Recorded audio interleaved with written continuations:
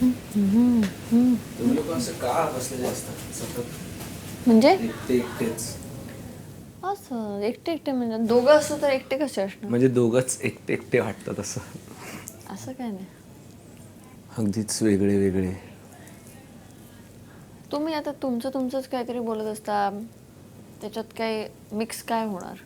असंच टॉपिकमध्ये यायचं कधीतरी नको इन्व्हॉल्व. उगीच भडका उडायला, आपल्यावरती उडून घ्यायला. भडका दरवेळेला थोडी उडतो. उडतो जेव्हा दिसतं की हे असे सगळे एक आहे, त्याच्यात एक काय बोललं की सगळं असं उलट ज्वालामुखी इकडे येऊ शकतो. बंधनाचा आठवडा होता तसं सेम एक्झॅक्ट. ते तर झालं आता.